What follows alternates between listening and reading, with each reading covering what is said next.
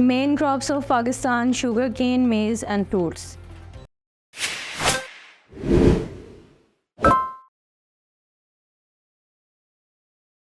Assalamu alaikum students, I welcome you all on the platform of Digital Academic provided by Moonlight International Publishers. आज students हम discuss करेंगे वो crops Pakistan की जो important crops में शुमार होती हैं।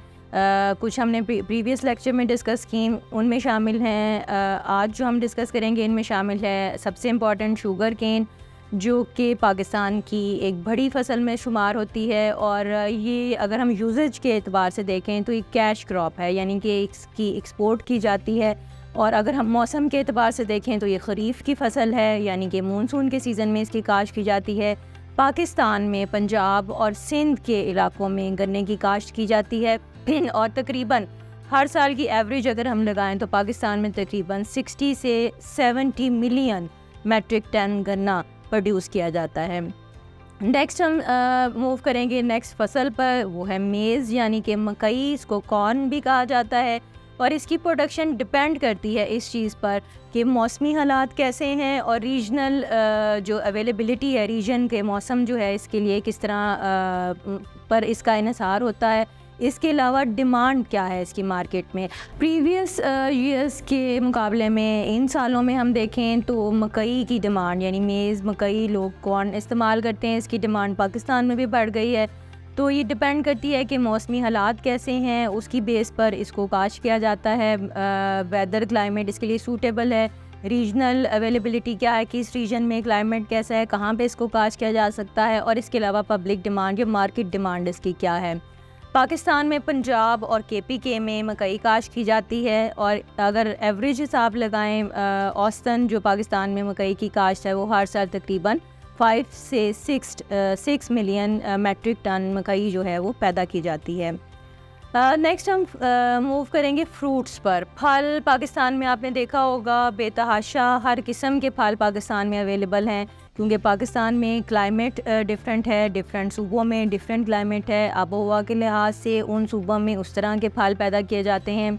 पाकिस्तान में लोग फलों को बहुत शौक़ से खाते हैं। अगर हम देखें तो हमारे मेजर जो फल हैं उसमें मैंगोज़ आ जाते हैं, आम हैं, अंगूर हैं, अनार हैं, बनानाज हैं, अमरूद हैं, खजूरें हैं। पाकिस्तान में बहुत ज़्यादा अमाउंट में काश्त की जाती हैं और ये ज़रूरी इसलिए भी हैं काश्त करने क्योंकि ये ग़ज़ाइयत से भरपूर होते हैं। फल में वो तमाम न्यूट्रिएंट्स शामिल हैं जो कि हमारी खुराक में शामिल होने चाहिए, इसलिए इनको पसंद किया जाता है और इसीलिए इनको काश्त भी किया जाता है। प्लस इसके अलावा इसके साथ साथ इकनॉमिक वाइज भी हमारी मुल्क की इकॉनमी के लिए, उसकी स्टेबिलिटी के लिए भी ये क्रॉप्स फलों की यानी फसलें उगानी भी ज़रूरी हैं। सबसे पहले उसमें मैं ज़रूर ज़िक्र करूँगी मैंगोज़ का।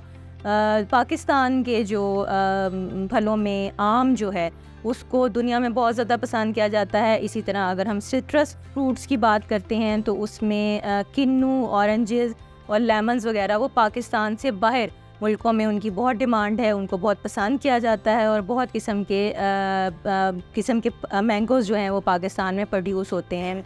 मैंगो को एक्चुअली फलों का बादशाह भी कहा जाता है और एवरेज पाकिस्तान में हर साल मैंगो बहुत ज़्यादा तादाद में काश्त किया जाता है। इसकी फ़सल 2022 में जो एस्टीमेट लगाया गया मैंगो की प्रोडक्शन का वो तकरीबन 2 मिलियन मैट्रिक टन आम पाकिस्तान में प्रोड्यूस हुआ।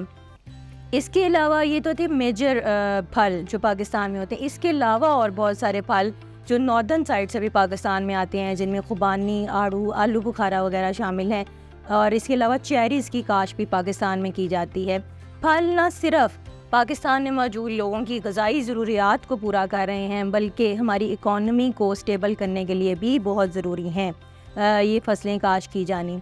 ये तो ज़िक्र हो गया हमारा जो हमने फ़सलें डिस्कस की, मेन जो कैश क्रॉप्स हैं, माइनर क्रॉप्स हैं, उनको डिस्कस किया। इसके अलावा हमने फलों को डिस्कस कर लिया।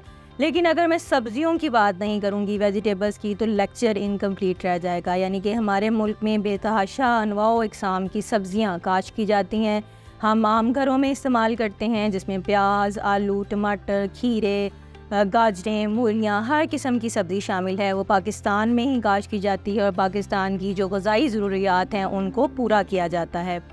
इसके अलावा अगर मैं यहाँ पे ज़िक्र ना करूँ सीड ऑयल्स का, पाकिस्तान में बीजों से तेल निकाला जाता है जिसमें सोयाबीन, सनफ्लावर और कैनोला के सीड्स बहुत इम्पॉर्टेंट हैं। यानी इन शॉर्ट अगर मैं ये कहूँ कि पाकिस्तान को अल्लाह ताला ने बहुत सारी नेमतों से नवाजा हुआ है, उनमें एक इसकी ज़रख़ेज़ ज़मीन है जिसमें मुख्तलिफ़ किस्म के फल, सब्ज़ियाँ और फसलें पाकिस्तान में उगाई जाती हैं। मौसम के एतबार से पाकिस्तान को अल्लाह ताला ने बहुत से कुदरती मौसम अता किए हैं, डिफरेंट वेदर कंडीशन है जिसकी बदौलत डिफरेंट फसलें पाकिस्तान के सूबों में उगाई जाती हैं जो कि ना सिर्फ हमारी ग़िज़ाई ज़रूरियात को पूरा कर रही हैं बल्कि इसके अलावा इकनॉमिक वाइज यानी कि स्टेबिलिटी के लिए मुल्क के लिए ज़र मुबादला इन फसलों को एक्सपोर्ट करके कमाया जा सकता है।